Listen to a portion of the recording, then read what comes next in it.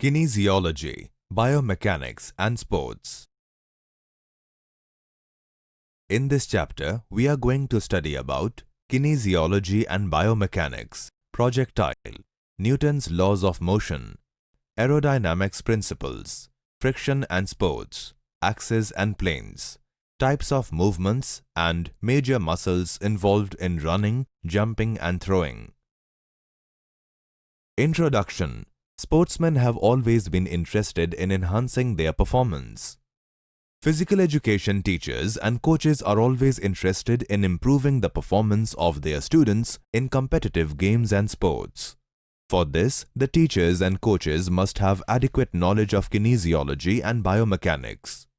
Kinesiology and biomechanics are playing a vital role in improving the performance of sportspersons in today's world. Let us know about these two concepts and their application in sports in this chapter.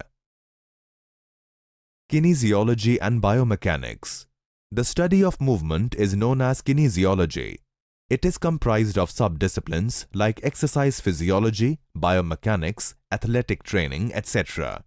Kinesiology is the branch of physiology that studies mechanics and anatomy in relation to human movement.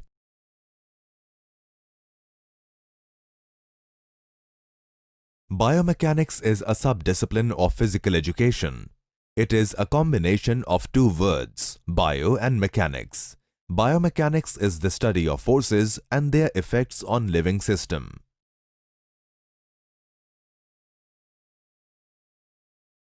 Projectile.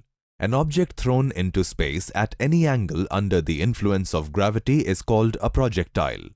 The two forces that act on a projectile are gravitational force and air resistance. The path followed by a projectile is known as trajectory.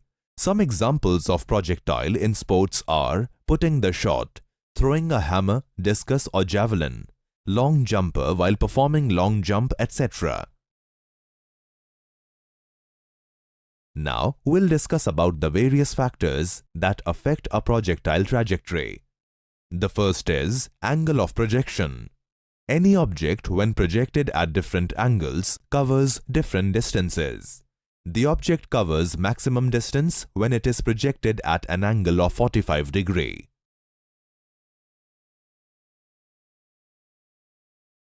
Projection height relevant to the landing surface. When the height of projection and landing surface is same, the object is to be released at an angle of 45 degrees to cover the maximum distance. If the level of landing surface is more than the height of projection, the angle of projection is also to be increased, that is, more than 45 degrees. Similarly, if the level of landing surface is less than the height of projection, the angle of projection is to be decreased, that is, less than 45 degrees. Initial velocity. The distance covered by an object is directly proportional to the initial velocity of the projectile. That means, if the initial velocity is more, the distance covered is more and vice versa. Gravity. The force of attraction that is exerted by the Earth towards its center on an object is known as the force of gravity. The force of gravity decreases the height that a projectile can obtain. It limits the vertical component of the projectile. Air resistance. A projectile is slowed down by air resistance when it moves through the air.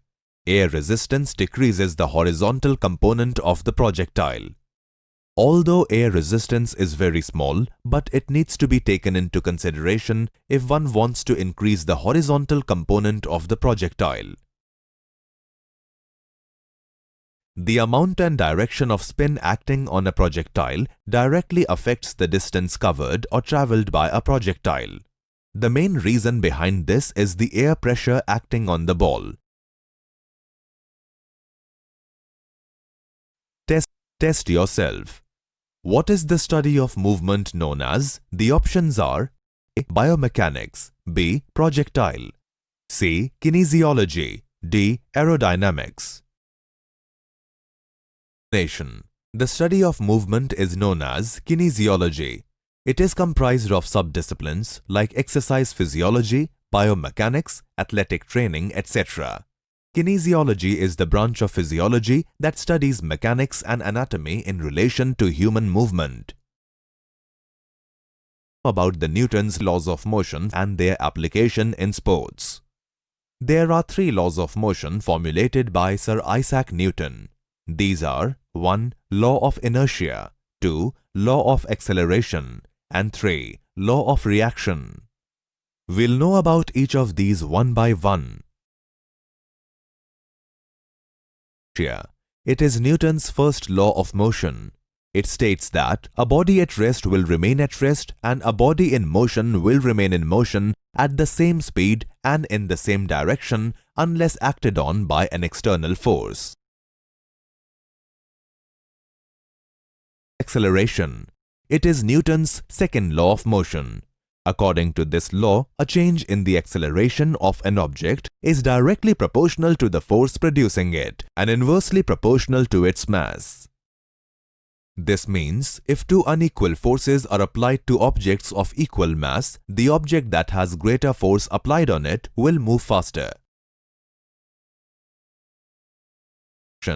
It is Newton's third law of motion.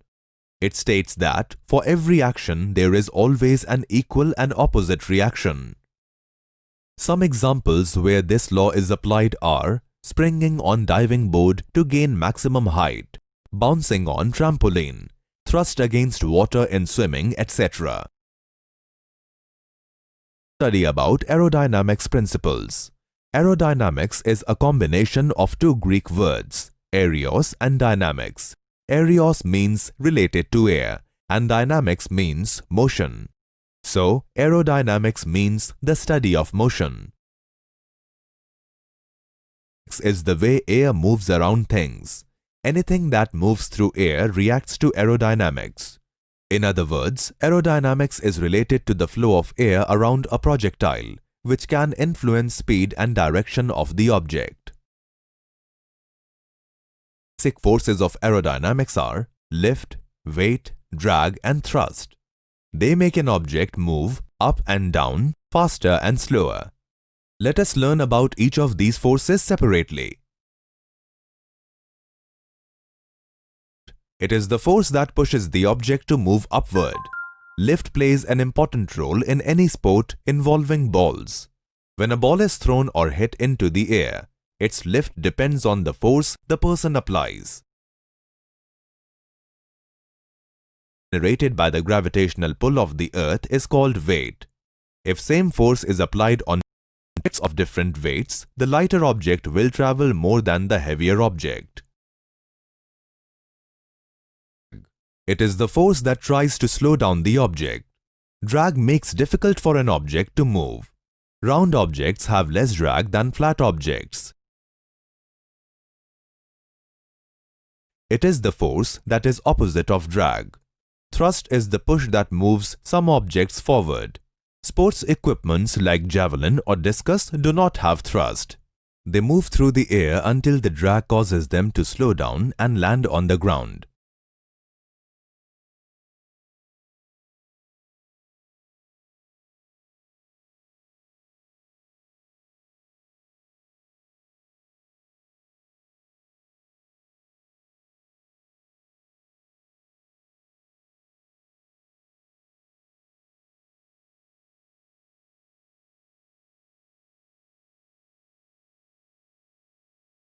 Thrust. Now we'll learn about friction and its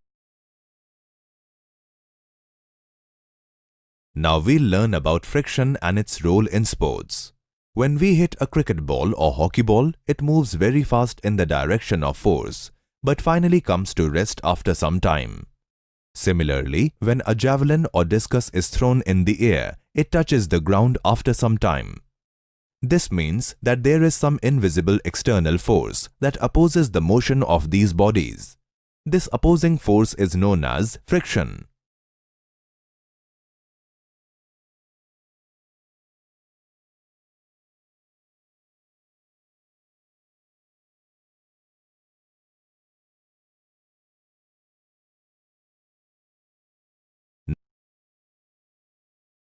Now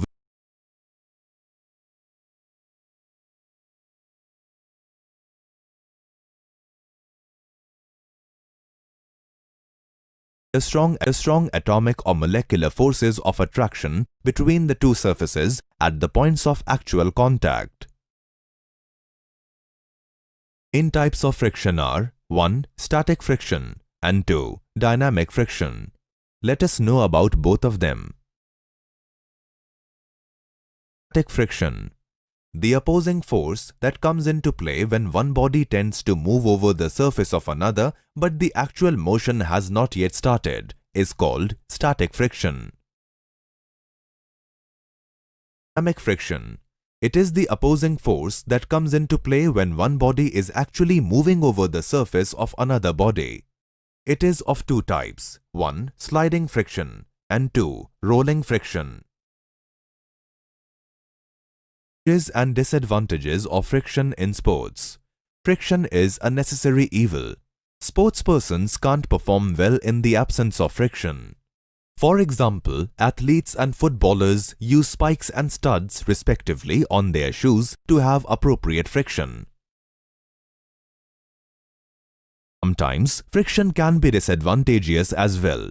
For example, there should not be more friction between road and the tires of cycle in cycling. If friction is more, there will be more wastage of energy of the rider.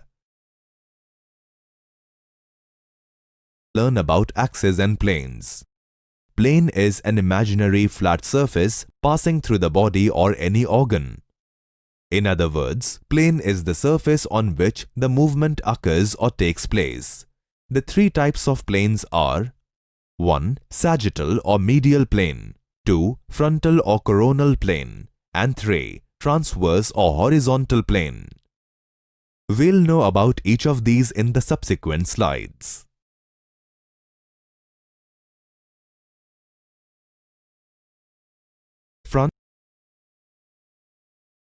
Front is also vertical and passes from left to right, dividing the body into posterior and anterior halves.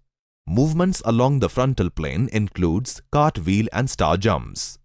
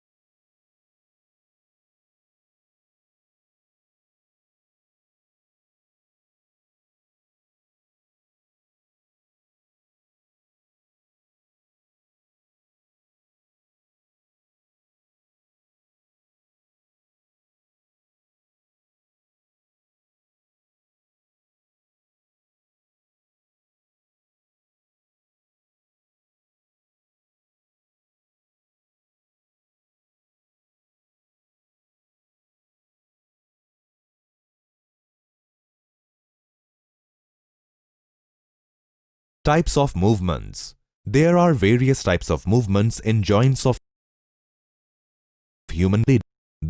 Types of movements. There are various types of movements in joints of human body. They can be basically divided into 4 types, which are 1. Gliding movement, 2. Angular movement, 3. Circumduction, and 4. Rotation. We'll learn about each of these separately. Gliding movement. It is the simplest kind of motion that can take place in a joint. In this type of movement, one surface glides or moves over another without any angular or rotatory movement. Angular movement. It occurs only between the long bones. By angular movement, the angle between the two bones is increased or decreased. Various types of motions included in this type of movement are flexion, extension, abduction and adduction. Circumduction. This movement takes place between the head of a bone and its articular cavity. This kind of motion is best seen in the shoulder and hip joints. Rotation. It is a form of movement in which a bone moves around a central axis without undergoing any displacement from this axis. An example of this type of movement is twisting the head from side to side. We'll now learn about the major muscles included in running, jumping and throwing. We'll start with the muscles involved in running. The major muscles involved in running are glutes, quads, calves, hamstrings, core muscles and biceps. Stabilize your hips and legs. Quads propel you forward and help straighten out the leg in front. Calves act as shock absorbers. Hamstrings are the muscles at the back of thigh muscles. They help in pulling the leg behind and give you the strength to propel your body forward. Strong abs and back are included in core muscles. Biceps play a vital role in running. Involved in jumping. The major muscles involved in jumping are leg, feet and gluteus muscle groups. Specific muscles involved in jumping are gluteus maximus, hamstrings, quadriceps and soleus. Muscles involved in throwing. The major muscles involved in throwing are pectoralis major, latissimus dorsi, anterior deltoid, trapezius and teres major. These muscles test yourself. What is the force that pushes the object to move upward known as? The options are A. Lift, B. Weight, C. Thrust, D. Drag. Explanation. Lift is the force that pushes the object to move upward. It plays an important role in any sport involving balls. When a ball is thrown or hit into the air, its lift depends on the force the person applies. Summarize the chapter. The study of movement is known as kinesiology. Biomechanics is the study of forces and their effects on living system. An object thrown into space at any angle under the influence of gravity is called a projectile. The path followed by a projectile is known as trajectory. The object covers maximum distance when it is projected at an angle of 45 degrees. Aerodynamics is related to the flow of air around a projectile, which can influence speed and direction of the object. The resistance that one surface encounters when moving over another is called friction. Plane is an imaginary, flat surface passing through the body or any organ. An axis is a straight line around which an object rotates.